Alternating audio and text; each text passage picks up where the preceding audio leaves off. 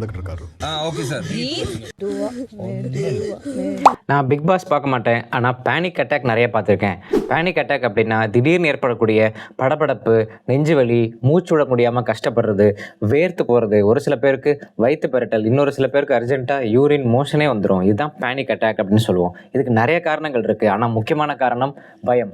வேதநாயகம்னா பயம் அப்படின்னு சொல்கிற மாதிரி பயம்தான் முக்கியமான காரணம். இந்த சின்ன வயசுலேயே ரொம்ப கஷ்டங்கள் அனுபவிச்சிருப்பாங்க, சைல்டுஹுட் ட்ராமா அவங்க சந்திச்சிருப்பாங்க, இல்லைனா ஒரு போஸ்ட் ட்ரோமேட்டிக் ஸ்ட்ரெஸ் டிஸார்டர் அப்படின்னு சொல்லுவோம். ஒரு 11 மணி போல் நைட் டைமில் அவங்களுக்கு மிகவும் விருப்பமானவங்க அவங்க கண்ணு முன்னாடியே உயிரிழக்கிறத பார்த்துருப்பாங்க. அதனால் டெய்லி நைட்டு 11 ஆச்சுன்னா அந்த நினைப்பு அவங்களுக்கு வந்துடும். வந்தோன்னா பய உணர்வு ஏற்பட்டு பேனிக் அட்டாக் ஏற்பட்டுரும். இது மாதிரி நிறைய பேர் பார்த்துருக்கேன்.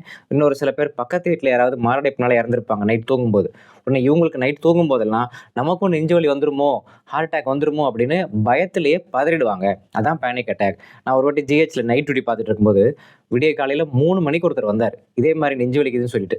ஃபைலை வாங்கி பார்த்தா 45 இசிஜி எடுத்து வச்சிருக்காரு.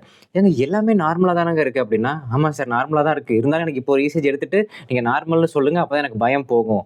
ஸோ அவரோட தேவை பயத்தை நீக்கிற மாதிரி ஒரு சிகிச்சை, அவ்வளோதான். அதுக்கப்புறம் நீங்கள் நாளைக்கு போய் மனநல மருத்துவரை பார்த்து இதுக்கு ப்ராப்பராக ட்ரீட்மெண்ட் எடுங்க அப்படின்னு சொன்னால் அதெல்லாம் வேண்டாம், எனக்கு இப்போதைக்கு ஒரு தீர்வு சொல்லுங்கள், அவ்வளோதான். இந்த மாதிரி தயவு செஞ்சு பண்ணாதீங்க. இது உங்களை மட்டும் பாதிக்கிறது இல்லை, உங்கள் கூட இருக்கிறவங்களோட லைஃப் பார்ட்னரையும் பாதிக்கும். நீங்கள் நைட் 11 மணிக்கு பேனிக் அட்டாக்னால மூச்சு உடம்புல எழுந்து உட்காந்திங்கன்னா கூட இருக்கிறவங்களுக்கு தூக்கிட்டு போகுது. பேனிக் அட்டாக், ஆங்ஸைட்டி, டிப்ரெஷன் இது எல்லாமே எல்லாருக்கும் இருக்கக்கூடிய விஷயம்தான். அதுக்கு முறையாக படித்த மனநல மருத்துவரை போய் பார்த்து ப்ராப்பராக சிகிச்சை எடுத்து அதை சரி பண்ணுங்க. நிறைய பேர் நினைக்கிறாங்கன்னா சைக்காட்ரிஸ்ட் போய் பார்த்தாலே பைத்தியம்னு சொல்லிடுவாங்களோ அப்படின்னு நினைக்கிறாங்க. இந்த உலகத்தில் யாருமே யாரையும் பைத்தியம்னு சொல்கிறதுக்கு உரிமை கிடையாது. அப்படி பார்த்தா எல்லாருமே பைத்தியம் தான். நீங்களும் பைத்தியம் தான், நானும் சைக்கோ தான். யாருமே யாரையுமே அப்படி முத்திர குத்தக்கூடாது. ஸோ சளி, ஜுரம், இருமலுக்கு எப்படி நீங்கள் ட்ரீட்மெண்ட் எடுக்கிறீங்களோ அதே மாதிரி மன அழுத்தம், டிப்ரெஷன், படபடப்பெல்லாம் இருந்தால் போய் மனநல மருத்துவரை பார்த்து உங்களை நீங்களே சரி பண்ணிக்கங்க. அதுதான் இந்த சமுதாயத்துக்கு நீங்கள் ஆற்ற மிகப்பெரிய தொண்டு. பேனிக் அட்டாக்கு மன ரீதியான பாதிப்புகள் ஒரு பக்கம் இருந்தாலும் உடல் ரீதியான உண்மையான பாதிப்புகள் என்னென்னு பார்த்தோம்னா லோ சுகர், ஹைப்போகிளைசிமியாலையும் ஒரு சில பேருக்கு படபடப்பு வரும்.